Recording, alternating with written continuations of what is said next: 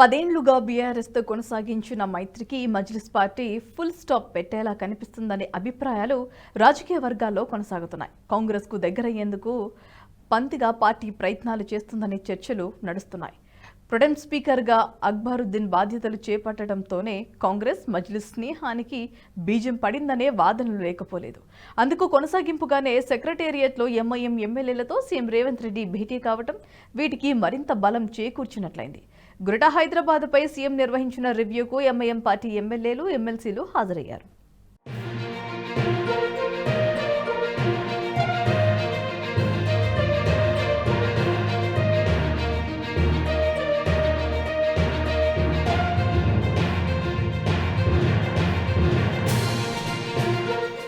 సీఎంగా రేవంత్ బాధ్యతలు చేపట్టిన తర్వాత విపక్షానికి చెందిన సభ్యులతో సమావేశం కావటం ఇదే ఫస్ట్ టైం. ఒకవేళ బీఆర్ఎస్తో మజ్లిస్ ఫ్రెండ్షిప్ కంటిన్యూ చేస్తున్నట్లయితే రివ్యూ మీటింగ్కు బీఆర్ఎస్ సభ్యులు రానందున తాము సైతం రాలేమని తిరస్కరించేవారు కదా అనే ప్రశ్నలు ఉత్పన్నమవుతున్నాయి. అధికార పార్టీకి దగ్గర కావటానికే పందంగి పార్టీ సభ్యులు రివ్యూకు వచ్చారనే చర్చ కూడా మొదలైంది. సెక్రటేరియట్కు వచ్చే ముందు అక్బరుద్దీన్ యశోదాలో చికిత్స పొందుతున్న మాజీ సీఎం కేసీఆర్ను పరామర్శించారు. అనంతరం మాజీ మంత్రి కేటీఆర్తో సమావేశమయ్యారు. ఈ సమావేశంలోనే తమ రాజకీయ నిర్ణయాన్ని ఆయనకు చెప్పి ఉంటారేమోననే చర్చ అయితే జోరందుకుంది.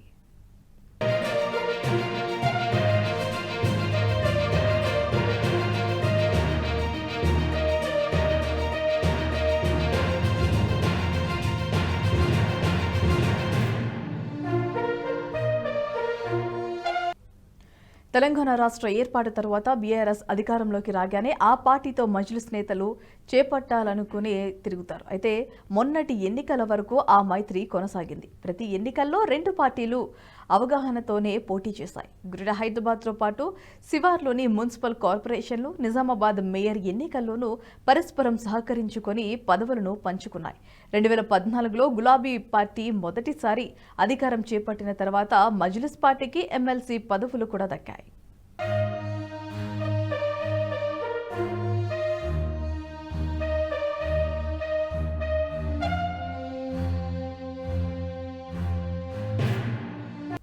మొన్న జరిగిన అసెంబ్లీ ఎన్నికల్లోనూ ఇరు పార్టీల మధ్య ఫ్రెండ్షిప్ కొనసాగుతుందని అటు కేసీఆర్, ఇటు ఓవైసీ సోదరులు సందర్భంగా వచ్చిన ప్రతిసారి ప్రకటనలైతే చేశారు.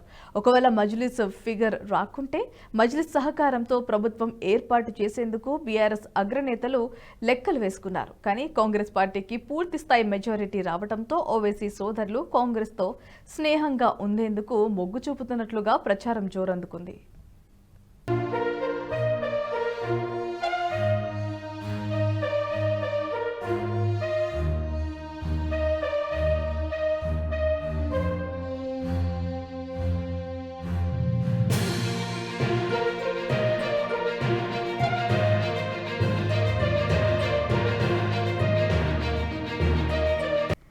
మొన్న జరిగిన అసెంబ్లీ ఎన్నికల్లో కాంగ్రెస్ 64 స్థానాల్లో విజయం సాధించింది.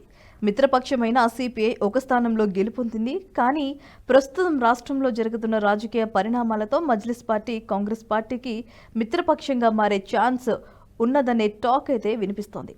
అదే జరిగితే ఆ పార్టీకి ఉన్న ఎమ్మెల్యేలతో కాంగ్రెస్ బలం 72కు చేరనుంది. ఈ స్నేహం అటు కాంగ్రెస్కు, ఇటు మజ్లిస్ పార్టీకి అవసరమనే అభిప్రాయాలతో ఆ రెండు పార్టీలు ఉన్నట్లు టాక్.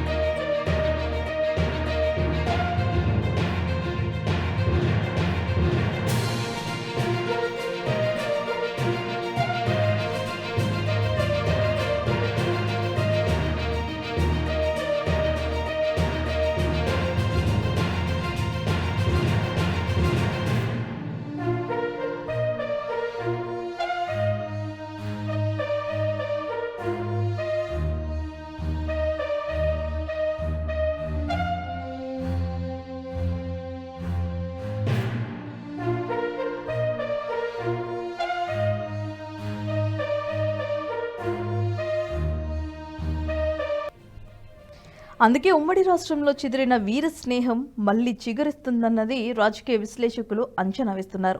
అసెంబ్లీలో ఏవైనా క్లిష్ట పరిస్థితులు వస్తే ప్రభుత్వానికి మజ్లిస్ సపోర్టుగా ఉంటుందని కాంగ్రెస్ భావిస్తున్నట్లు సమాచారం. అలాగే అభివృద్ధి కోసం మజ్లిస్ లీడర్ల డిమాండ్లను తీర్చాల్సిన బాధ్యత సైతం ఇప్పటి సర్కారుపై ఉంటుందనే అభిప్రాయాలు వ్యక్తమవుతున్నాయి.